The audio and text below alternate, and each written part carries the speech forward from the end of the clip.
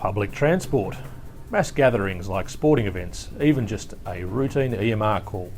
These are all potential targets for a hostile act. As the threat to firefighters have been confronted by a hostile act increases, so too does the need to make sure we are ready to deal with it. The National Terrorism Threat Advisory System informs the public on the likelihood of an act of terrorism occurring in Australia. The world is facing a heightened threat from terrorism, and Australia is not immune. The Australian government takes this threat very seriously. Security and law enforcement agencies across the country are working together to keep us safe.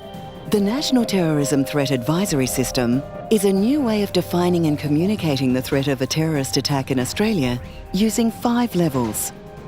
The lowest category of threat, green, means that a terrorist action is not expected. The next, blue, estimates an action as being possible. The third level, yellow, elevates the risk to probable. The fourth level, orange, means that a terrorist action is expected. The highest level, red, means that a terrorist action is certain. Under the system, Australia is at a probable level of threat, indicating that individuals or groups continue to possess the intent and capability to conduct a terrorist attack. The threat level has been raised in response to events that are occurring in the Middle East currently, and particularly the number of Australians involved in the conflicts over there who are fighting with known terrorist groups. The most prominent terrorist threat in Australia is from Islamist extremist individuals or small groups who use simple attack methodologies that enable them to act independently and with a high degree of agility. The simple nature of these attacks means preparation may not involve activity that is concerning enough to come to the attention of authorities, meaning there's no guarantee of early detection or disruption. ISIS operate in a number of ways. There's suggestions that they're trying to train people to come back and commit attacks in Western countries. The concern for the Australian government is that when people who fight and train overseas return, they will return with an increased skill set, increased capability and possibly intent to cause damage. Jihadists coming in from Europe and as far as Australia to get trained and then going back into their home countries. It's important to understand that the somewhat traditional extremist threats are still there, Al-Qaeda and the other more sophisticated attacks. What has occurred is there's now overlays of additional threats, in particularly homegrown extremists. Our main concern is the safety of our people, and when the threat level was increased, at CFA we set out to obtain as much information as we could from Victoria Police to determine what we should do to make sure our people are safe as possible. I think we've always thought that terrorist events were going to be somewhere else in the world. The reality is, and that's why the threat levels move, it's here and we need to make sure that we understand what that means to us. Takbir! Takbir! To Obama, to Tony Abbott, I say this, we will not stop fighting, we will not put down our weapons until we reach your lands.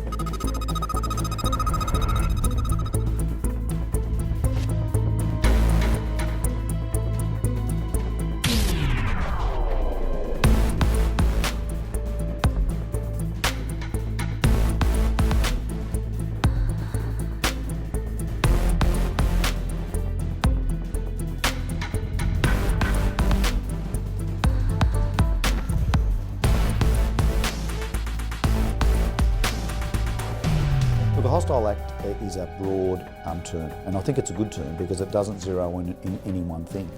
It can be simply as a person that is actually being hostile, that is behaving in a way that can threaten you and your crew. With recent incidents, such as the Springvale Commonwealth Bank fire and the attack on CFA and MFB firefighters in Meadow Heights, it just highlights the evolving nature of incidents that our personnel may now be exposed to. Historically, there has been incidents including bombings and shootings that have occurred in the CBD and on rural properties. There are family violence concerns and the drug-related issues involving ICE. We're finding that our emergency responders are more exposed to hostile events than what they have been in the past. Lone wolf attacks in particular are really concerning because they don't need a lot of planning, sophistication. They're more likely to not be detected or detected very late in the piece.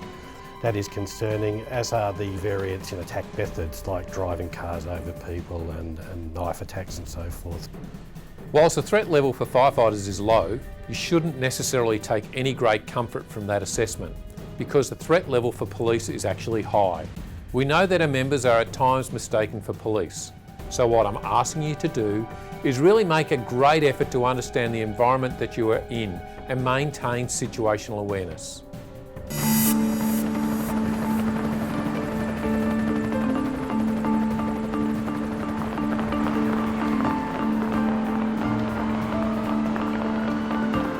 The Lent Cafe incident came not long after an incident we had in Victoria where a person was fatally shot after stabbing 2 counter-terrorism police. So I suppose that illustrates the divergence of methodology and rationale.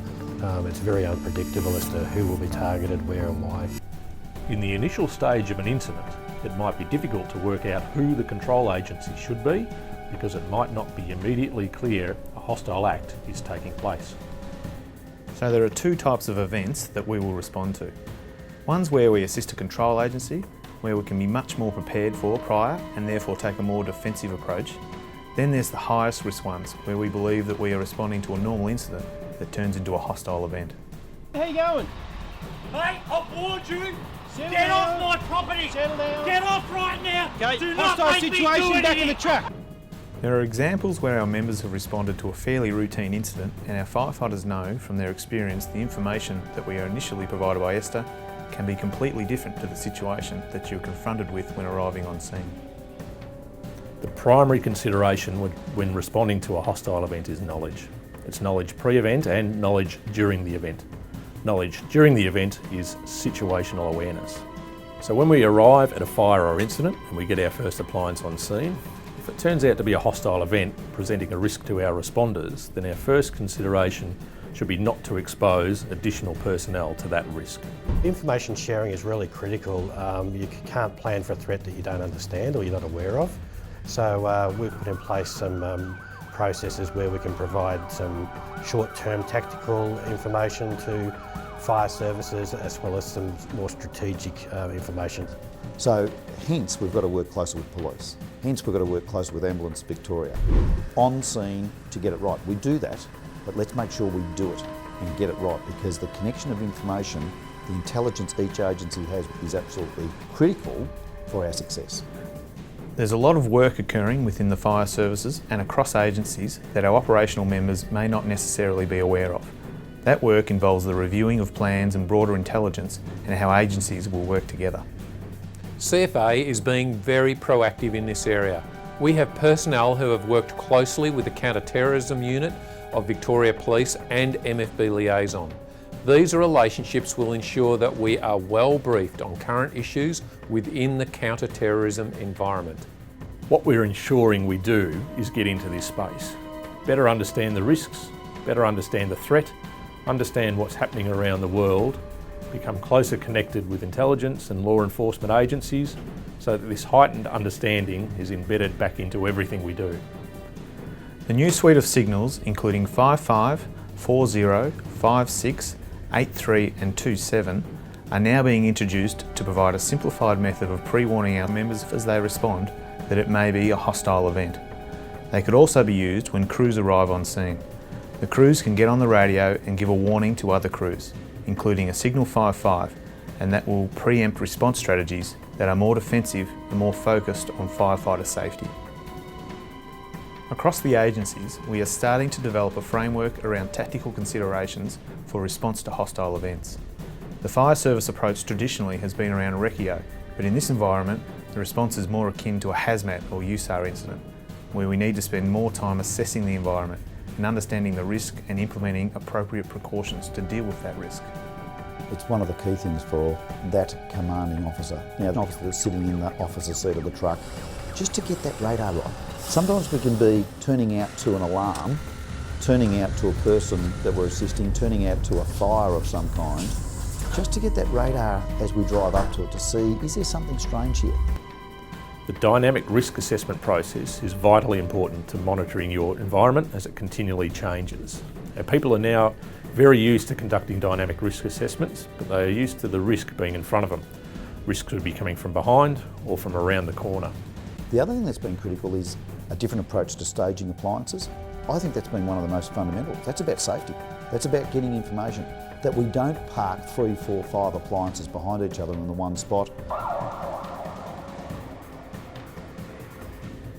We want our initial appliances and crews on scene to obtain situational awareness and determine what they are dealing with. Other appliances will stay back at least one block and then come on when they are called on by the incident controller. The concept is that we will only call on the additional appliances as we need them. We also need to ensure that vehicles and personnel are positioned so that they can evacuate as quickly as possible when necessary. So, if we limit the number of appliances initially committed, and they're aware there may be a hostile event, then the focus is to get out of there. We believe the target was police in the first instance. Crucifixions, mass executions, beheadings. This is not an issue of how you pray or where you were born. It's not about faith or religion or culture, it is straight criminality. Firefighting is all about making decisions based on time-critical size-up and dynamic risk assessments. We are trained to do this stuff and we're very good at what we do. There is never going to be an exact step-by-step process that says this is how you do it. Expect the unexpected, get the radar right of you as an individual, you looking after your crew. So if we think we've been busy in counter-terrorism over recent years, I can tell you that's going to ramp up and we'll be even more busy in the next few years ahead. If you feel threatened, if it's a hostile environment that you and your crew are exposed to, then you should move back. You have my permission to put your safety first, and I actually expect you to do so.